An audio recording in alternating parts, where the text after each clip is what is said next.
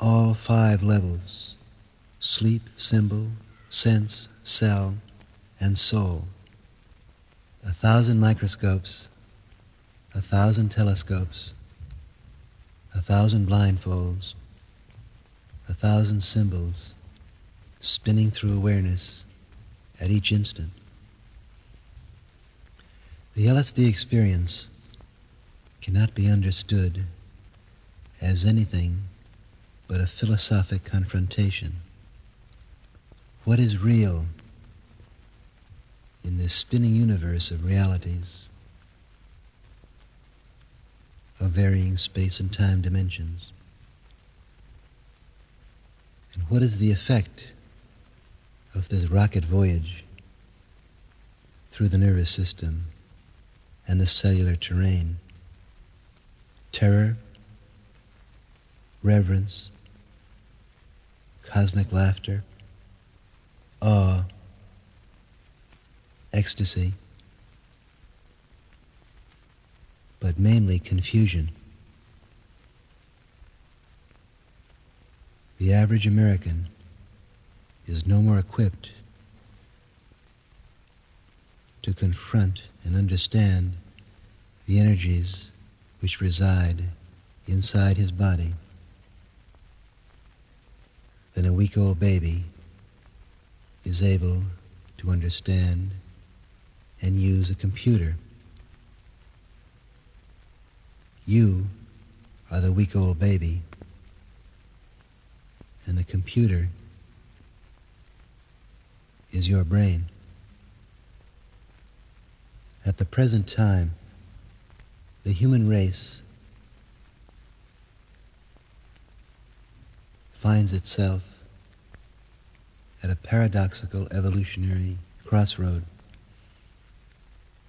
There now exists a plenitude of molecules, psychedelic drugs and chemicals which can dramatically accelerate and expand consciousness.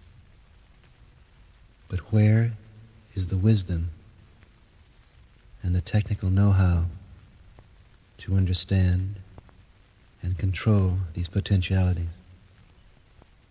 My first psychedelic experience occurred in Mexico in 1960. At that time, I was a whiskey-drinking, cigarette-smoking, symbol-addicted psychologist. I ate 7 of the sacred mushrooms of Mexico,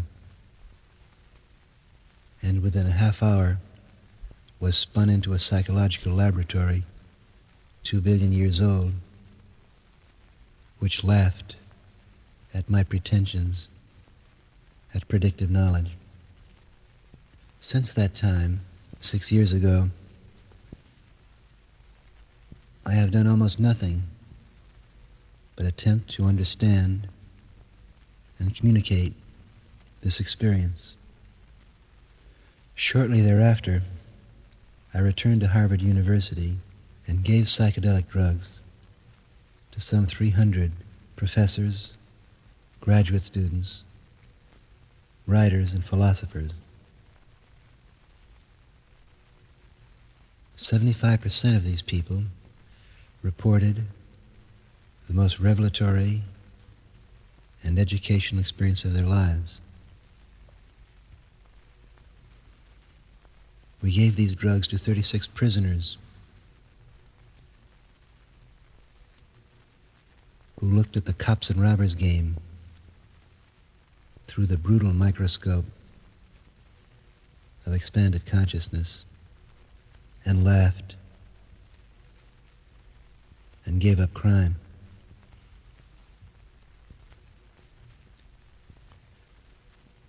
We gave these drugs to over 200 professional religious people,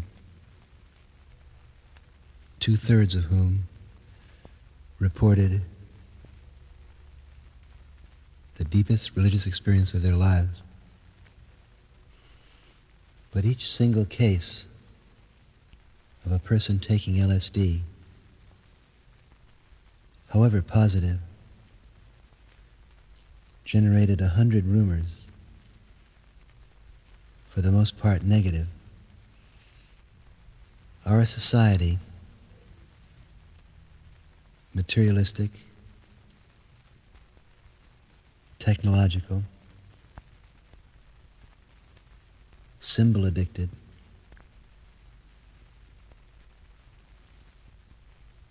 is made uneasy by the thought of people turning inward.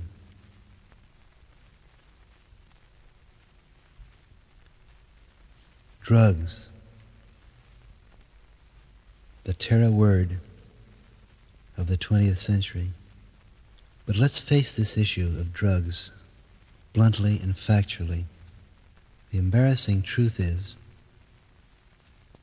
that consciousness is a chemical phenomenon. Everything that you have ever experienced, you experienced because of a chemical reaction in your nervous system. Memory is a chemical process. Learning is a chemical process. Stupidity is a chemical process. Stupor is a chemical process. Normal awareness is a chemical process. The language of your body is the language of molecules. The retina of your eye, the delicate membrane of your ear, your nerve cells, your tissue cells do not speak English, nor Latin, nor French. They are designed, they have been designed by a 2 billion year process of trial and error to receive, decode, and send out a language which is chemical.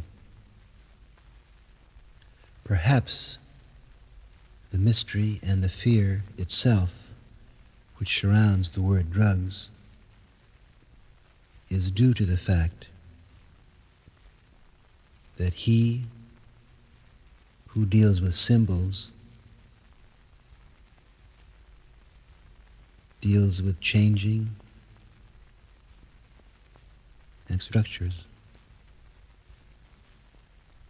But he who deals with chemicals tampers with the basic power and energy of life. Thus come the rumors of danger. Psychedelic drugs, they threaten the solidity and durability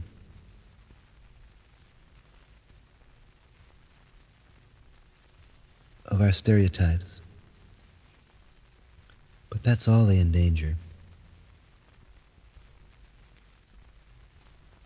The facts of the matter are that psychedelic drugs, such as marijuana, peyote, and LSD, are not addictive. It's the blindfolds and the escape drugs that are addictive. Neither do these drugs incite to crime. Heroin and alcohol are the triggers to antisocial behavior. The man with a microscope in his eye may be confused. He may stumble.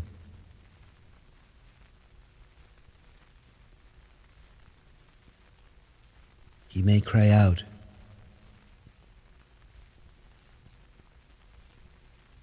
In ecstasy or alarm, but he's got too much going on inside of him to be concerned with pushing other people around.